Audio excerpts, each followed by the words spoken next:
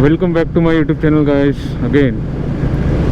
आज बेसिकली मैं particular ride पर कुछ ऐसे जा नहीं रहा, लोकेशन मतलब ऐसे पर्टिकुलर मैंने डिसाइड किया है, ऐसा कुछ नहीं।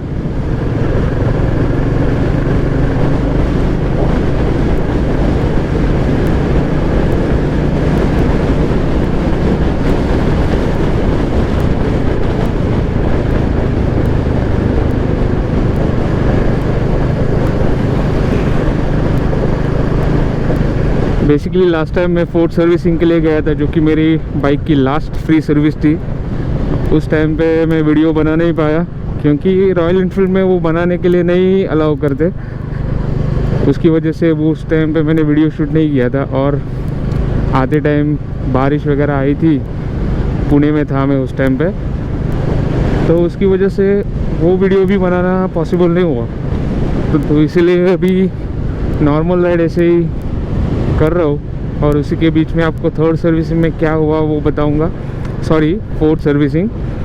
थर्ड सर्विसिंग ऑलरेडी हो चुकी थी अपनी, और फोर्थ सर्विसिंग में जो भी हुआ रहेगा वो मैं आपको बता दूंगा, जिससे कि अगर किसी के पास क्लासिक रहेगी तो फोर्थ सर्विसिंग में क्या क्या कवर होता है वो आपको आइडिया आ जाएगा।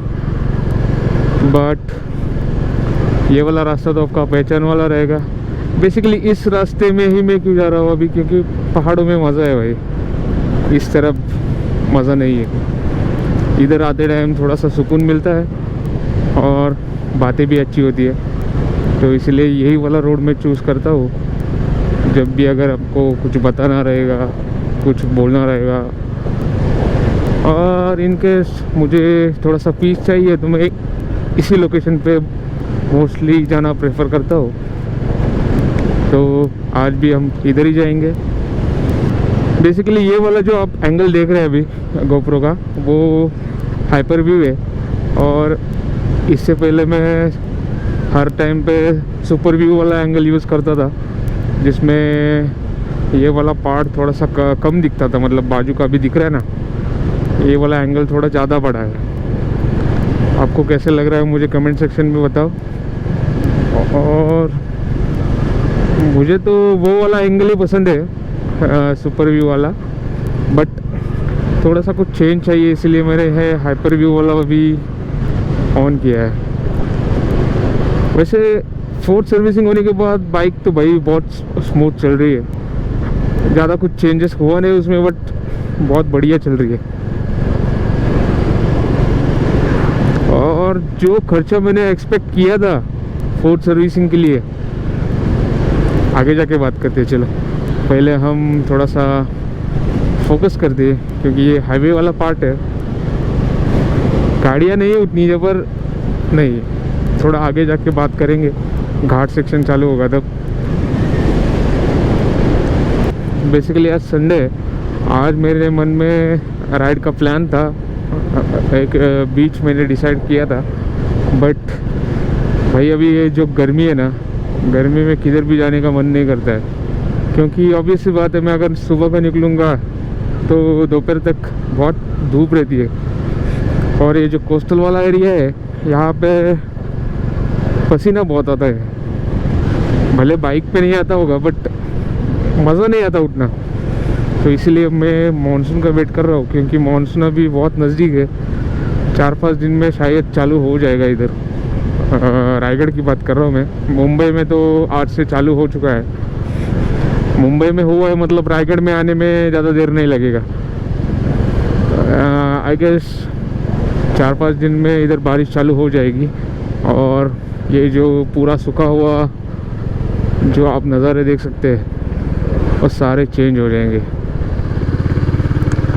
ये वाला रास्ता बेसिकली मेरे लिए बहुत लकी है। यहाँ पे जितने भी मैंने वीडियो बनाई है अच्छी ही चली है, पर वीडियो से ज़्यादा तो मैं यहाँ पे आना इसलिए प्रेफर करता हूँ कि ये बहुत पीसफुल जगह है। लास्ट टाइम जब मैं फोर्थ सर्विसिंग के लिए गया था, हाँ, तामिनी घाट से गया था उस टाइम पे, मतलब जाते टाइम वरंदा घाट से गया, बट आते टाइम तामिनी घाट से आया। तो उस टाइम पे मुझे ना एक डिफरेंस तो तुरंत पता चलता है कि भाई तामिनी घाट के जो कर्व्स है ना बहुत डेंजरस है। अभी तक मैं 4-5 बार गया होगा वहाँ से, तो बेसिकली वहाँ के जो टर्न्स है ना, ब्लाइंड टर्न्स, मतलब ऐसे समझेगा नहीं कि इस तरफ जा रहा है या इस तरफ जा रहा है। आप उसके नज़दीक जाओगे उसके बाद आपको समझ में आएगा कि टर्न इस तरफ है। तो ऐसा बहुत बार हुआ, मतलब यहाँ पर उतना वो वाला सिचुएशन क्रिएट नहीं होता, बट वहाँ पे तामिनी घाट में है ना, बेसिकली ये वरुण घाट है अभी, वरुण घाट में वो वाला सिचुएशन क्रिएट नहीं होता हर बार, मैं नोटिस करता हूँ। वहाँ पर कैसे एक अचानक से टर्न आते हैं, ऐसे 3-4 जगह पे मैंने देखा है। वहाँ पे टर्न समझ में ही नहीं आते, मतलब किधर जाने का है। और ऊपर से उस टाइम पे बारिश हो रही थी, तो बारिश के टाइम पे थोड़ा सा डिफ़िकल्ट हो रहा था। मालूम है ना, विजिबिलिटी उतनी अच्छी नहीं रहती बारिश के टाइम पे, क्योंकि फॉग वगैरह रहता है, और फॉग की वजह से तो मालूम है आपको। न जाने यहाँ पे मैंने कितनी बार बाइक चलाई हुई है, तो इसकी वजह से शायद मुझे ये रोड कंफर्टेबल लगता है एज़ कम्पेयर टू तामिनी घाट। पर तामिनी घाट थोड़ा रिस्की लगता है भाई। वहाँ पर जो एक्सीडेंट होते हैं ना, वो उसी कर्व्स की वजह से होते हैं, मतलब टर्न्स की बात जो मैं कभी कर रहा था।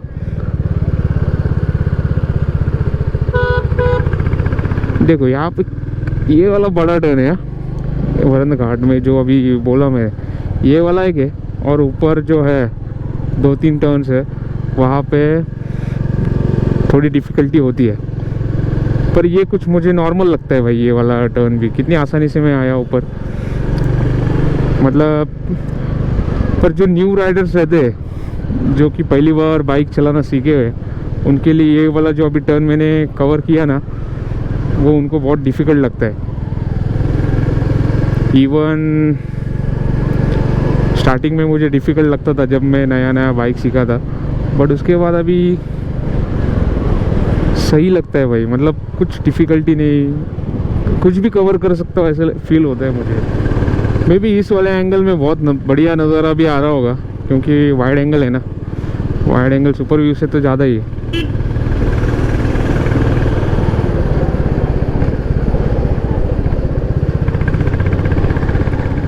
कितना इजीली मनूवर कर पा रहा हूँ भाई इस बाइक को मैं, इसकी तारीफ ऐसे नहीं करता मैं।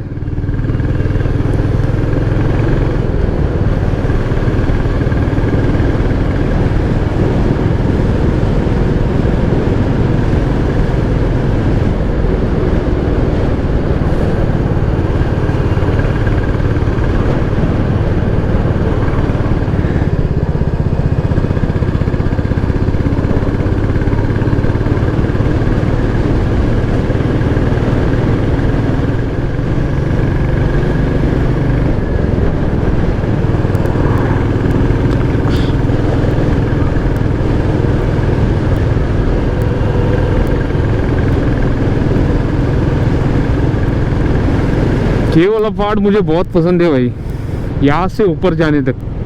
ये जो कर्व है, ये घाट सेक्शन चलाने में बहुत मज़ा आता है। यहाँ पर मोस्टली मैं कम बोलता हूँ और एंजॉय ज़्यादा करता हूँ। मतलब कितनी बार में मैं यहाँ पर बाइक चला हूँ, बोर होता ही नहीं मैं।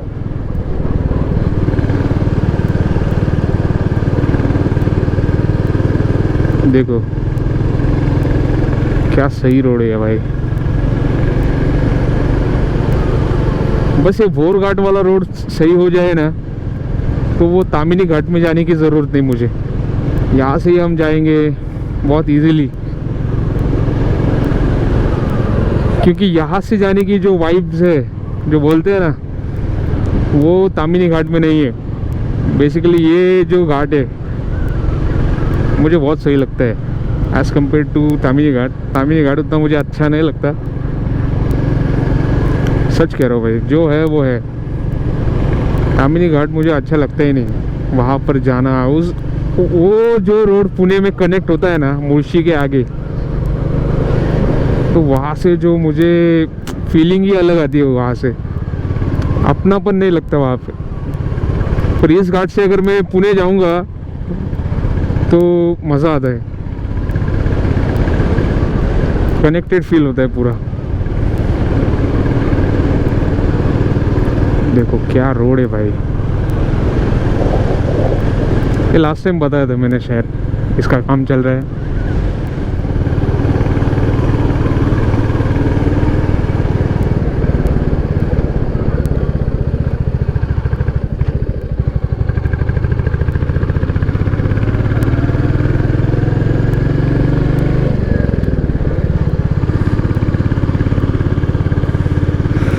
रुको थोड़ा रुको, ये वाला पार्ट पहले कवर करते। यहाँ पे थोड़ा भीड़ वगैरह बहुत है। ये देखो यहाँ पे रोड का काम चल रहा है ना, रोड का मतलब ये ऊपर कंस्ट्रक्शन कुछ तो है, चल रहा है उसका काम, तो थोड़ा सा उस पर फोकस करते। ये 2-3 कवर से उसको कंप्लीट करते पहले।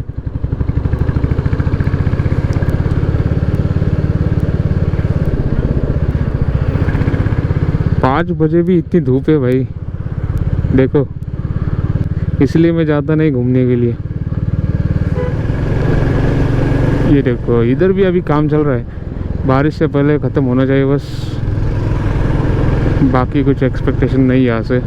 बाकी ये वरुण वाला पार्ट तो बहुत सही रहता है हर बार, उसका कुछ दिक्कत नहीं है। बस वो बोरघाट जब चालू होता है वहाँ से रोड मतलब पूछो ही मत। अभी इस टाइम पे थोड़ा सा सीमेंट वाला रोड हो गया, क्योंकि मैं अभी 4 सर्विसिंग के लिए गया था, उस टाइम पे मैंने देखा, बट जल्दी से होना चाहिए सब कुछ, इतना टाइम नहीं लगना चाहिए उसके लिए।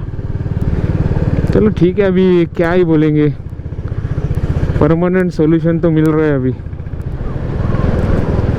इस वाले पॉइंट पे अगर खड़े रहे अब, तो यहाँ से आपको नाने माची वाटरफॉल दिखेगा, उसका सातसड़ा है वो भी दिखेगा, राजगढ़ दिखेगा, रायगढ़ दिखेगा, ये सारी जगह यहाँ से दिख सकती है, क्योंकि ये भी एक टॉप हाइट पे है ना ऐसे।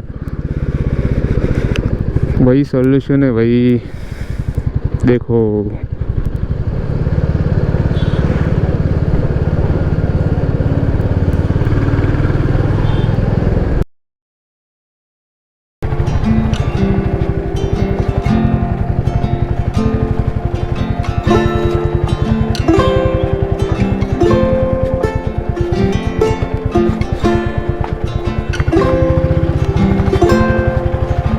थोड़ा सा ऑफ रोड हो चुका है, काटे यार इस पेड़ को। ओ भाई आ चुका हूँ मैं, देखो सामने पेड़ देखो भाई,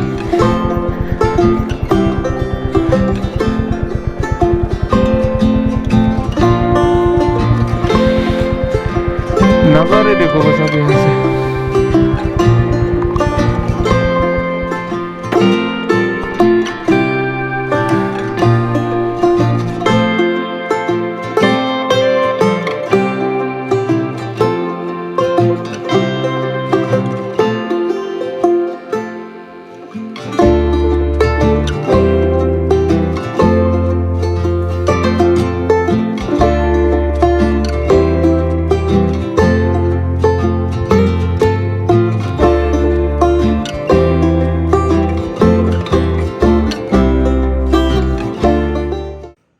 फोर्थ सर्विसिंग में जो भी चीज़ें हुई है उसका डिटेल में आपको एक रिव्यू देता हूँ, जिसमें कि कॉस्ट और जो भी काम हुआ है उसमें वो आपको बताऊँगा। फोर्थ सर्विसिंग में ऑयल चेंज नहीं होता है, तो उन्होंने बस क्या किया है, इसमें 200 ml ऑयल जो रहता है टॉपअप किया है। उसके बाद फिर फ्रंट व्हील और रियर व्हील जो है उसको निकाल के उसको ग्रीसिंग किया, उसके जो बियरिंग्स एंड एक्सेल है उसको ग्रीसिंग किया। उसके बाद उन्होंने ये जो अपनी चेन है, चेन को क्लीन किया, चेन को क्लीन करके ल्यूब किया।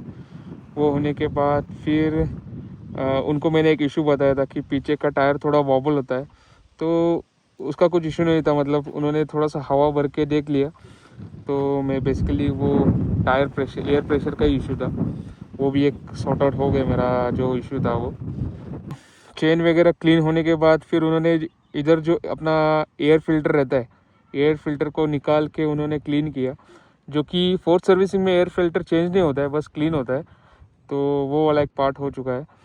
और बाकी जो अपना ये टैंक के ऊपर जो वेंट के लिए एक होल रहता है, जिसमें कि जो बारिश का पानी अगर जमा हो जाए तो नीचे जाए और टैंक को एक तरह का वेंट मिल जाए, जो कि प्रेशराइज होती है ना अपनी पेट्रोल की टैंक, उसको वो एयर मार के क्लीन करते हैं।